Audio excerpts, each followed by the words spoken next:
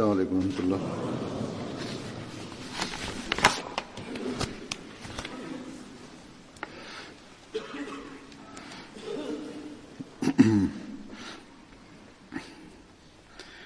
أشهد أن لا إله إلا الله وحده لا شريك له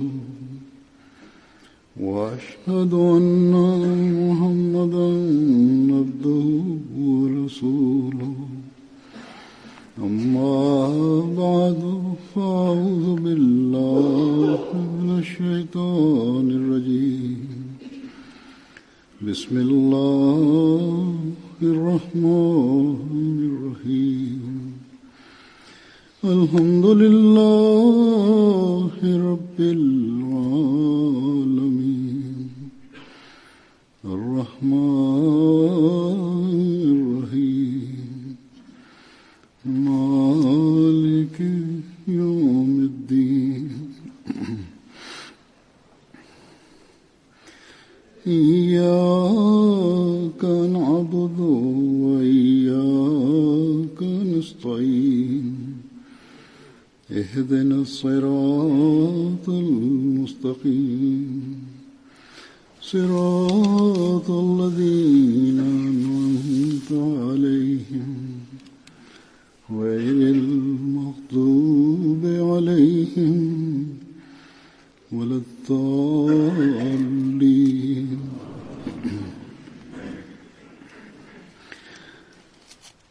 زين للناس حب الشهوات من النساء والبنين والقناطير المقنطرة من الذهب والفضة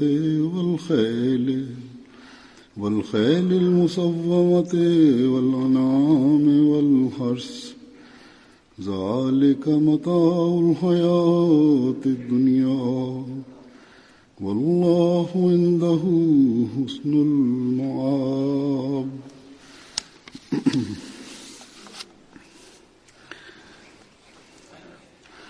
इस आयत का तर्जुमा यह है, приукрашена для людей любовь к страстно желаемому, к женщинам и детям, и кентарам накопленного золота и серебра, и к коням клейменным, и скоту, и к посевам. Это приходящее пользование мирской жизни, а Аллах, у него прекрасное место возвращения.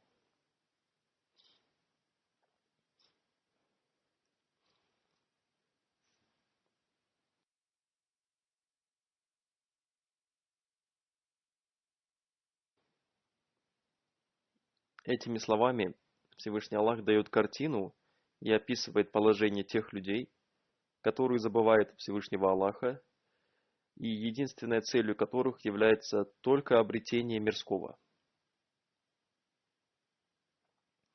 А когда человек забывает Всевышнего Бога, тогда его захватывает сатана. И в то же время все эти вещи созданы Всевышним Богом, они из числа милости Всевышнего Аллаха, и мы должны пользоваться ими. Хазрат обетованный Мессия мир ему четко и ясно объяснил, что совсем отказываться от мирских вещей тоже является неправильным. И также обязательно является женитьба. Это является сунной святого пророка, мир и благословение Аллаха да пребывает с ним. И это делали его сподвижники. Некоторые из сподвижников обладали миллионным богатством, но несмотря на это, они не склонились к миру.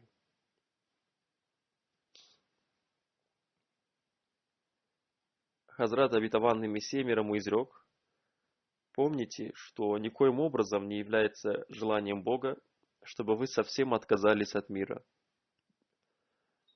Более того, его желанием является, чтобы воистину преуспел тот, кто очистил ее душу.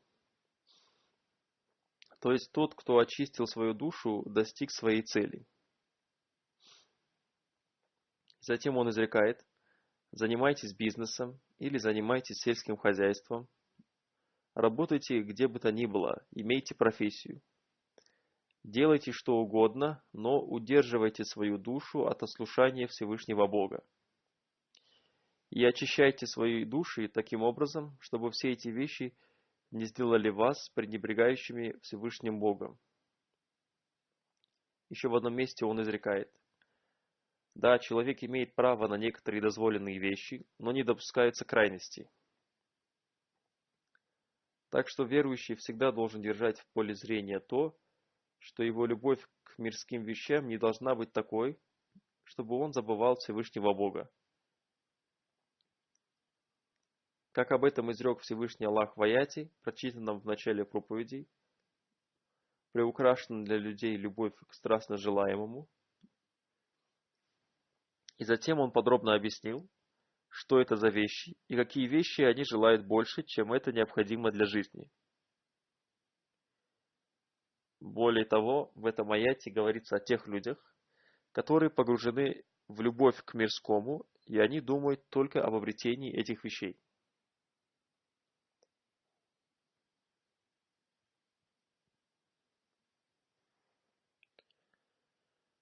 Слово «шахват» означает любить и желать чего-то очень сильно и постоянно думать об этом. Это слово означает также стремление к обладанию какой-то вещью, связанной только с человеческими страстями и чем-то скверным. И также слово «шафхат» означает безумная сексуальная страсть.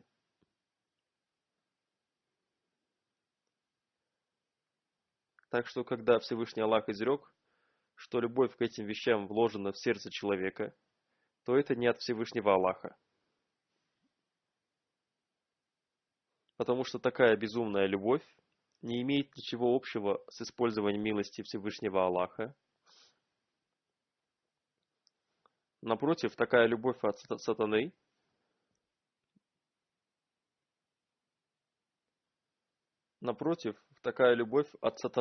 потому что это необычная любовь и желание пользоваться милостями Аллаха. Более того, это есть такое, ничем не ограниченное желание обладать этой красотой, что человек постоянно только об этом думает и беспокоится. То есть он имеет необыкновенную любовь к этим мирским вещам. Так что, когда человек настолько погружается в эти вещи, тогда они перестают быть для него милостями Всевышнего Аллаха, и даже более того, они становятся сатаническими желаниями. И для обретения этих вещей он использует любые дозволенные способы, и даже недозволенные способы его не останавливают. И мы видим это у мирских людей. Эти люди приступают все границы ради того, чтобы обрести какой-то статус и ради установления недозволенных связей с женщинами. И даже если они женятся на них, то только ради обретения богатства. Поэтому они желают, чтобы их жена была очень богатой. И также во всех других делах они следуют только своим мирским интересам. Несмотря на то, что Всевышний Аллах даровал мусульманам прекрасное и чистое учение ислама и предостерег их, чтобы они отстранились от такого рода вещей, то есть не доходили до таких крайностей, о которых сказано выше, и чтобы только это не стало целью их жизни, потому что это только временное пользование вещами этого мира.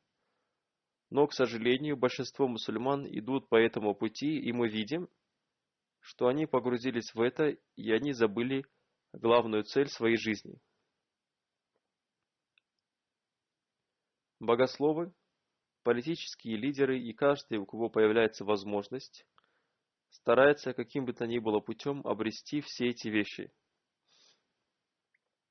И когда такие желания начинают возникать у политических лидеров, тогда их страны и народы терпят убытки.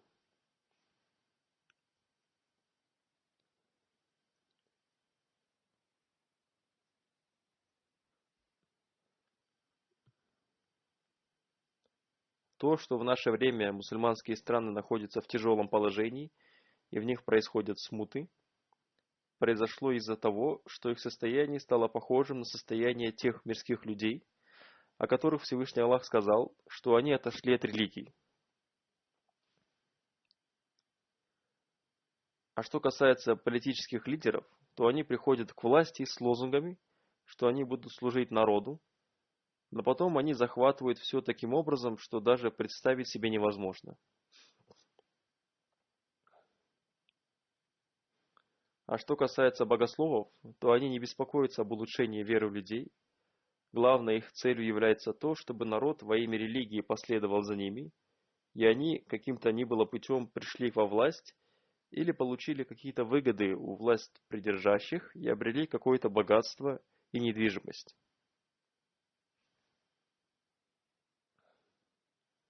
И хотя они произносят имя Аллаха, но в их делах не видно никакого страха пред Всевышним Аллахом. В Пакистане мы видим, что это уже стало обычным делом, что мусульманские лидеры убивают простых мусульман без всякой жалости. В их глазах человеческая жизнь не имеет никакой ценности, но при этом они никогда не отказываются от власти.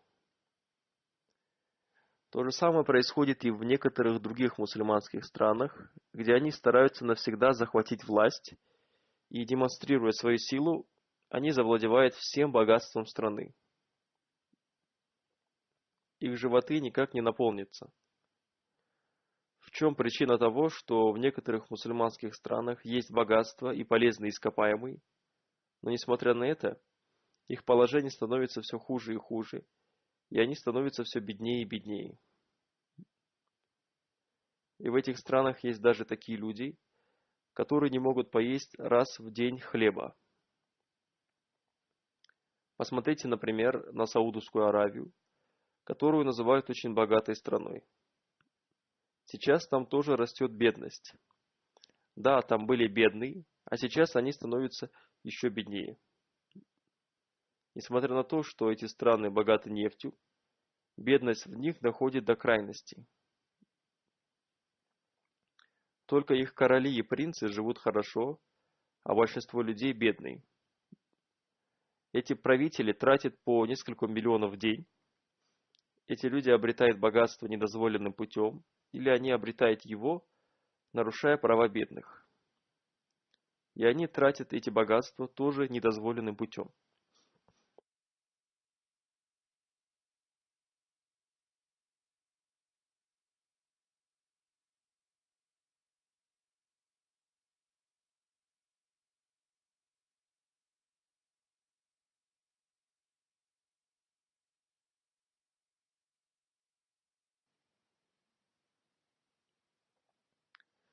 Пусть Аллах дарует разум этим людям, их правителям, королям и тем, кто стремится только к собственной выгоде, чтобы вместо того, чтобы накапливать безмерное богатство, они использовали свое богатство правильно и расходовали его должным образом. И когда они начнут это делать, то с одной стороны они обретут благоволение Всевышнего Бога, а с другой стороны, согласно мирским критериям, они обретут мощь. И немусульманские державы, вместо того, чтобы угрожать им и заставлять их следовать своим интересам, будут прислушиваться к ним. В эти дни поднимается очень большой шум в связи с тем, что американский президент заявил о переносе посольства США в Иерусалим и о признании его столицей Израиля. Фактически все государственные офисы Израиля уже находятся там. Но другие страны мира не признавали этого. А теперь, после такого заявления, в мире поднимается очень большой шум. Да, шум поднимается, и люди и другие страны протестуют против этого. Но все это происходит по причине слабости мусульман. Мусульманские страны воюют между собой, и в этих странах происходят волнения и беспорядки. И они сами дали возможность другим создать такие обстоятельства и сделать такого рода заявления. Американский президент хочет, чтобы мусульмане никогда не жили в мире между собой, и США и делали все, что они хотят. А теперь и Саудовская Аравия заявляет, что это решение США неприемлемо, хотя несколько дней назад они во всем с ними соглашались. Например, они согласились с США, что надо вместе противодействовать Ирану, хотя в это время надо было выступить против этого. Надо было сказать, что мы, Саудовская Аравия, вместе с каждой мусульманской страной, и мы не согласны ни с каким действием какой бы то ни было державы против мусульман. И что касается того, что Саудовская Аравия делает против Йемена, то в этом они тоже получают помощь от великих держав. И чтобы продемонстрировать свою силу и вызвать страх перед своим королевством и ради получения выгоды, служа интересам США, они делают то, что они хотят, и во всем соглашаются с ними. Ради временного пользования мирскими благами они отдалились от повеления Всевышнего Бога, и то, что происходит в результате этого, является ослушанием повелений Всевышнего Аллаха. И затем они делают все, что им угодно. Хазрат обетованный Мессия мир ему сравнил тех людей, которые постоянно ищут только мирских благ и беспокоятся только об исполнении своих мирских желаний, с больным, испытывающим зуд и получающим удовольствие, когда он чешет себя. И в это время он думает, что от этого его тело получает пользу, но в результате он причиняет своему телу вред. Да, он испытывает временное удовольствие, но в результате этого страдает его кожа. И некоторые даже раздирают свою кожу, и у них начинается кровотечение. Так что те вещи, которых человек желает больше, чем надо, в конце концов становятся для него причиной беспокойства. Такие люди думают, что их сила увеличивается и их группа растет, в то время как они проливают свою же кровь. И кроме этого, они вызывают также гнев Аллаха. Об этом Всевышний Аллах изрек в другом месте Священного Корана. Знаете, что мирская жизнь – лишь игра и забава, и красование, и похвальба между вами, и состязание в приумножении имущества и детей. Она подобие дождя, после которого растение приводит в восхищение земледельцев, и оно быстро растет, затем ты видишь его пожелтевшим, потом бывает она трухой. И в будущей жизни кара суровая и прощение от Аллаха и благоволение, а жизнь мирская – ничто иное, как обманчивое пользование.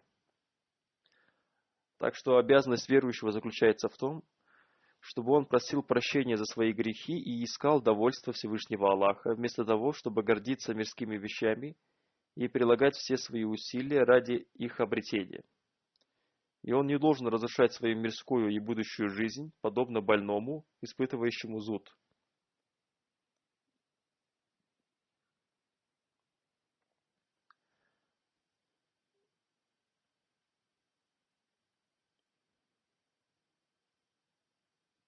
Хазрат обетованный Мессия мир ему, описывая положение этого мира и мирских вещей, на одном собрании изрек: чем больше человек защищен от ссор, тем больше исполняется его желание. Хазур поясняет, то есть имеется в виду ссоры человека ради исполнения своих мирских желаний и его старания ради этого.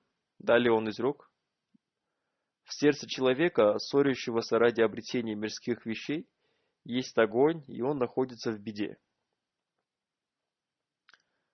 Покой в этом мире означает, что человек защищен от ссор из-за безудержного стремления к мирскому. То есть он должен избавить себя от чрезмерных стараний ради обретения мирского. Однажды один человек ехал верхом на коне, и он встретил на дороге дервиша, на котором была одежда, с трудом скрывающая его наготу. Человек, сидящий верхом на коне, спросил у него: «Как твои дела?» Дервиш ответил ему: «Каково может быть состояние того человека, все желания которого исполнились? Человек, сидящий на коне, удивился и спросил: «Каким образом исполнились все твои желания?» Дервиш ответил ему: «Когда ты отказался от всех желаний, то они все исполнились». Затем Хазрат обетованный Мессия мир ему изрек: «Суть всего этого разговора состоит в том, что когда человек хочет обрести все, тогда он испытывает боль. Но когда он отказывается от всего, довольствуясь малым, то это означает, что он обрел все. Избавлением и спасением является то, что приносит наслаждение, а не боль.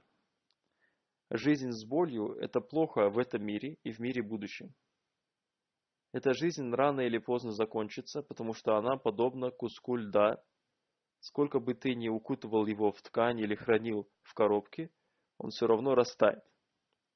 Хазур поясняет: то есть Хазрат обетованный Мессия мир ему сравнил эту жизнь со льдом и сказал, что она постепенно тает.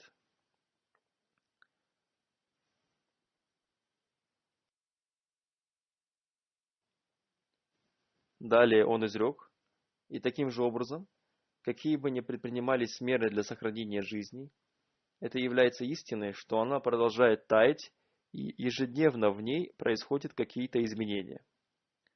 В этом мире есть много врачей и целителей, но ни один из них не дал рецепта вечной жизни. Когда люди состарятся, они приходят к ним, и для того, чтобы порадовать их, они говорят им: ты еще молодой, тебе только 60-70 лет, разве это возраст? Они успокаивают их, но это все временно. Человек, желая прожить долгую жизнь, постепенно обманывается своей душой. Мы видим в этом мире людей разного возраста и видим, что после 60 лет все органы человека слабеют. И очень счастливым является человек, который доживает до 80-82 лет, и при этом его органы находятся в хорошем состоянии. В большинстве случаев пожилые люди слабеют умом. И с такими людьми не советуются, поскольку их разум слаб. И иногда некоторые женщины даже поступают несправедливо по отношению к таким старым мужчинам. Иногда они забывают даже накормить их. И иногда вся семья не относится к нему по-доброму. Бедой является то, что человек в молодости бывает беззаботным, и он не думает о своей смерти. И также человек, обладающий какими-то полномочиями, думает, что это будет продолжаться всегда. Затем обетованный Мессия мир ему изрекает: и он совершает плохие поступки, и в конце жизни, когда он уже понимает, что он сделал, то он уже ничего не может изменить. То есть надо дорожить временем своей молодости. На одном собрании, на котором присутствовал друг Хазрата обетованного Мессии мир ему, индуист Шарампат, давая ему совет, обетованный Мессия мир ему изрек: посмотрите, как много желаний в жизни у вас было, но только некоторые из них исполнились. И если вы подумаете, то все они были подобны пузырькам на воде, которые внезапно исчезают, и у вас ничего не остается. И нет никакой пользы от бывшего спокойствия, от мысли о нем, боль только увеличивается. Хазур поясняет: то есть, когда человек вспоминает о бывшем спокойном времени, он испытывает боль. Из этого разумный человек должен сделать вывод, что он должен быть готов и приспособлен ко всем обстоятельствам жизни, не думая только о прошлом. Он должен действовать в соответствии с обстоятельствами и временем. Его жизнь – это его настоящая жизнь, в которой он живет здесь и сейчас. То время, которое прошло, уже умерло. Мысли о нем являются бесполезными. Посмотрите, когда человек в младенчестве находится на руках матери, он бывает очень радостным, и все берут его на руки. И это время кажется подобным раю. А теперь вспомните, куда исчезло это время. Оно уже прошло. Хазур поясняет: это время уже прошло, и все мирские вещи являются временными. И всякое облегчение тоже является временным. Поэтому, когда кому-то дается облегчение, полномочия и власть, то он никогда не должен забывать об этом. Рассказывая одну притчу, Хазрат обетованный Мессия мир ему изрек: невозможно найти прошедшее время, Один король, повстречавшись с компанией маленьких мальчиков, заплакал и сказал: «После того, как я оставил эту компанию, я испытал боль».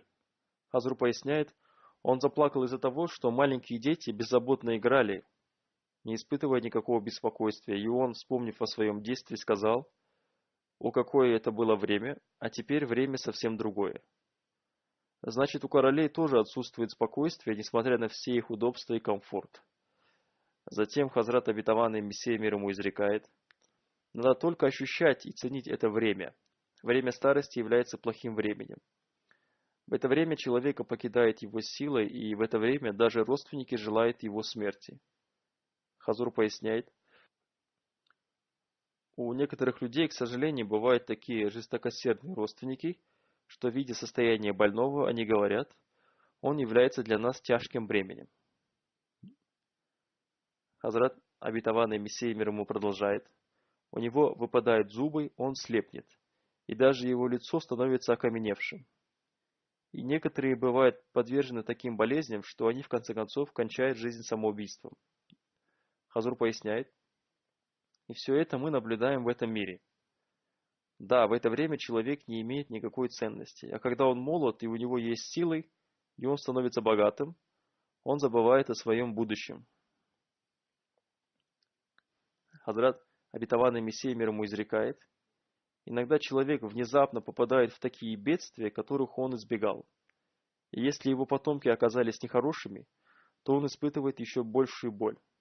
И в это время он думает, что он совершил ошибку и прожил свою жизнь напрасно.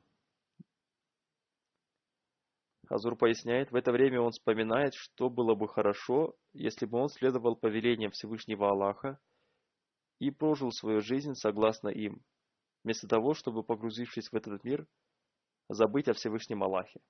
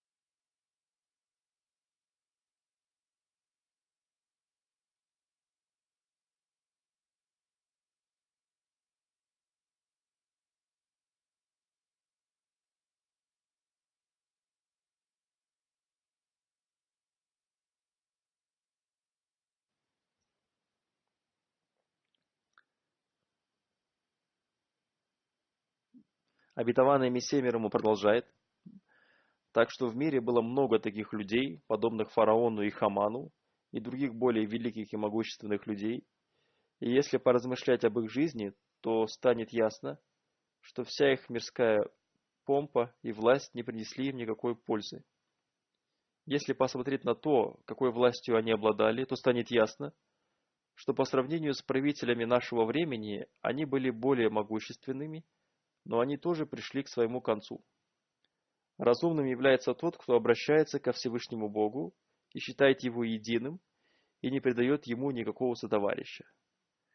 Мы имеем личный опыт, что никакой Бог или богиня ничем не помогает и не проявляет к Нему никакого милосердия, если человек не поклоняется только одному единому Богу.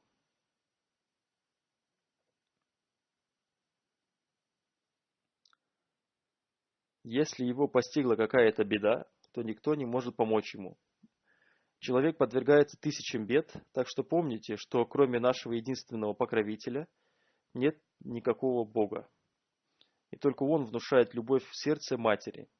Если Он не создал бы ее сердце таким, то она не смогла бы воспитать своего ребенка. Поэтому не предавайте ему сотоварищей. Вот таким был его совет тому индуисту. В некоторых вероучениях люди принимают за богов какие-то сделанные ими самими изображения, а некоторые люди делают соучастниками Всевышнего Аллаха такие вещи, как богатство, детей и власть. И даже дружбу с великими людьми они также приобщают к Богу. Как я рассказал в примере, когда некоторые лидеры стран ищут защиту у великих держав, принимая их за богов. Но все эти вещи рано или поздно заканчиваются, и, как сказал Всевышний Аллах, местом их возвращения является гиенна. Затем в другом месте Хазрат Обетованный Мессия мир ему изрекает: «Хорошо запомните, что для того человека, который вручает себя Всевышнему Богу, Всевышний Бог становится его. Всевышнего Бога невозможно обмануть. Если кто-то захотел обмануть Всевышнего Бога посредством показухи и обмана, то это является большой глупостью и невежеством. На самом деле он обманывает самого себя. Красота этого мира и любовь к нему является корнем всех дурных дел. Когда человек, будучи слепым, погружается в дурные дела, его покидает гуманность, и он не понимает, что он делает и что он должен делать. Подумайте, если нельзя обмануть разумного человека, то как можно обмануть Всевышнего Аллаха? Но корнем таких дурных дел является любовь к мирскому. И самым большим грехом, который в наше время испортил мусульман, и в который они погружены, является любовь к мирскому. И находясь в любом положении, и бодрствуя и во сне, и находясь в движении, и в состоянии покоя, и сидя, и стоя, они все время охвачены этим же горем и печалью. И они не думают и не беспокоятся о том времени, когда они будут положены в могилу. Если бы они боялись Всевышнего Бога и хотя бы немного беспокоились и думали о своей религии, то они получили бы от этого большую пользу.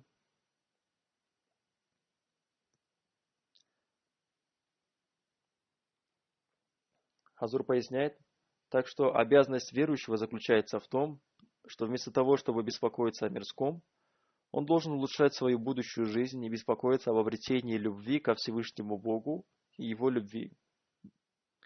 В нем должно появиться довольствование малым, и он должен считать мирские вещи милостью Всевышнего Аллаха.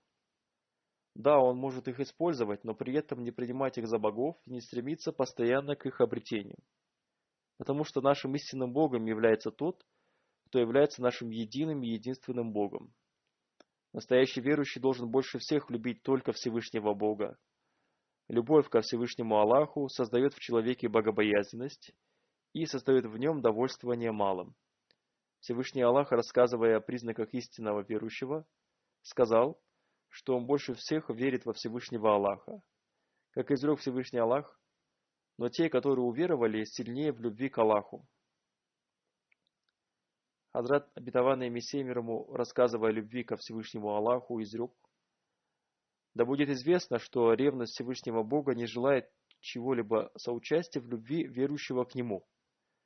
Наша вера, которая для нас дороже всего, может быть защищена только из-за того, чтобы в любви к Нему мы не приобщали никого другого. Всевышний Аллах возвещает о следующем признаке истинно верующего: но те, которые уверовали, сильнее в любви к Аллаху. То есть те, кто является верующими, никого не любят больше Бога, ибо любовь – это особое право Всевышнего Аллаха. Тот, кто отдаст его право кому-то другому, будет уничтожен.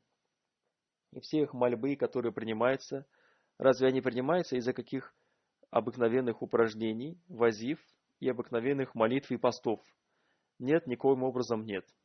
Более того, они принимаются благодаря любви только к одному Богу, то есть благословение полного растворения в любви ко Всевышнему Аллаху, который целиком вручает себя Ему, и только Ему одному они принадлежат.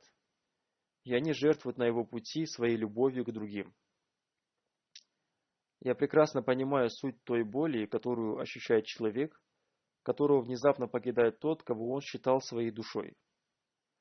Но я испытываю ревность от того, что в любви ко Всевышнему Аллаху преобращает любовь к кому-то другому. Мое сердце всегда дает мне фетву, что постоянно любить кого-то, оставляя любовь к Богу, будь ли он сын или друг, или кто угодно, является своего рода неверием и большим грехом. Из-за чего существует опасность, что если человека не защитит милость и милосердие Бога, то он лишится веры. Хазур поясняет: то есть это только милость и милосердие Всевышнего Аллаха создает вероятность получения защиты В ином случае вера теряется. Так что истинно верующий не может даже подумать о том, что любовь к мирским вещам станет для него страстной любовью, поэтому для верующего крайне необходимо, чтобы он развивался в богобоязненности, чтобы в нем возникло довольствование малым. Поэтому святой пророк, мир и благословение Аллаха, да пребывает с ним, сказал: «Будьте богобоязненным, и тогда вы станете самым великим, поклоняющимся Всевышнему Богу». Когда в сердце появится любовь ко Всевышнему Богу и богобоязненность, тогда человек сможет выполнять свою обязанность быть слугой Всевышнего Аллаха и поклоняться Ему должным образом. Обязательным для истинного поклоняющегося является наличие у него чувства довольствования малым. Так как сказал святой пророк, мир и благословение Аллаха да пребывает с ним, если вы будете довольствоваться малым, тогда вы станете благодарными. И больше всех верующий благодарен Всевышнему Богу, и так и должно быть. Те люди, которые без сомнения говорят, что они благодарны Всевышнему Аллаху, но при этом всегда стремятся к мирской роскоши, на самом деле погружены в любовь к страстно желаемому, и они никогда не могут быть поистине благодарными. Описывая таких мирских людей, святой пророк, мир и благословение Аллаха да пребывает с ним, однажды изрек: даже если у сына Адама была бы целая долина золота, то он пожелал бы, чтобы у него была еще одна. Ничто не сможет насытить его, кроме земли. Азур поясняет: то есть только когда он умрет и будет в могиле, закончится его жадность. Затем святой пророк, мир и благословение Аллаха да пребывает с ним, изрек: Всевышний Аллах принимает покаяние тех, кто кается перед ним. Так что, когда человек совершил какие-то грехи, он должен покаяться перед Аллахом. Святой пророк, мир и благословение Аллаха да пребывает с ним, рассказывая об уровне довольствования малым верующего, изрекает: тот человек, для которого наступило утро, и сердце его спокойно, и он здоров, и у него есть пища на один день, словно обрел весь мир и получил все его блага. Вот таким является уровень довольствования малым истинно верующего. Да сделает нас Всевышний Аллах такими довольствующимися малым и создаст в нас богобоязненность, и нашей целью стало обретение любви ко Всевышнему Аллаху вместо любви к мирским вещам, и чтобы мы были обретшими прощение и довольство Всевышнего Аллаха. После этого я хочу обратить ваше внимание к одной мольбе. Я уже коротко упомянул о том, что те лидеры мусульманских стран, которые следуют за своими мирскими страстями и которые практически вместо Всевышнего Бога приняли за богов сильные державы, и они думают, что дружба с ними может стать гарантией их жизни и развития, тогда как посмотрите, например, на положение Америки. Оно таково, что в одной из газет Германии несколько дней назад один обозреватель в своей статье написал: в мире есть много вещей и дел, одним из которых является то, что тот мир, который считал Вашингтон примером для себя, и все время все смотрели только в его сторону, в настоящее время его положение не осталось таковым, потому что вместо него примером становится Пекин, являющийся столицей Китая. То есть Америка уже потеряла свой престиж и свой статус, так что мирские опоры бывают временными. Сегодня они есть, а завтра их нет. Мусульманский мир сейчас должен понимать, что США объявили о том, что они перенесут свое посольство в Иерусалим, вероятно думая, что это улучшит их отношения с Израилем, и их связи станут еще крепче, и таким образом их престиж сохранится. Но когда упадок приходит от Всевышнего Аллаха, тогда мирская дружба и договоры никоим образом не помогают. И кажется, что теперь этот упадок уже начался у великих держав, особенно у США, и конечный результат этого знает только Всевышний Аллах. Но при таких обстоятельствах теперь будет прилагаться еще больше усилий для того, чтобы мусульмане воевали друг с другом.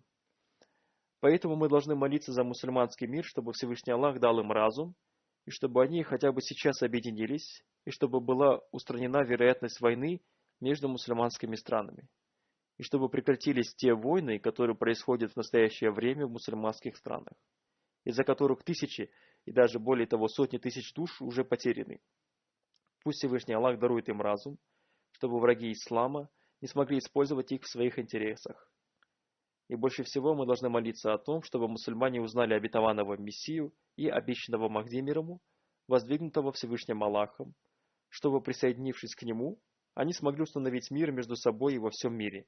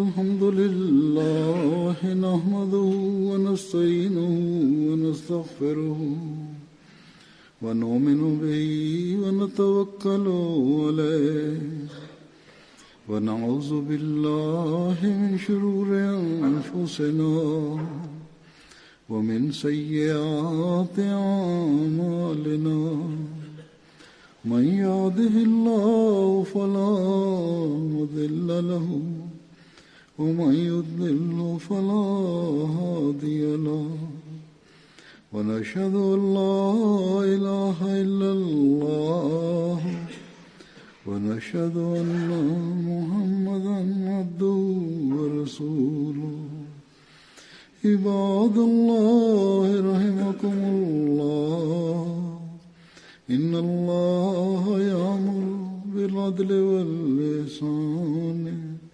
وإيتاء ذي القربى وينهى عن الفحشاء والمنكر والبغي يعظكم لعلكم تذكرون اذكروا الله يذكركم وادعوه يستجب لكم ولذكر الله أكبر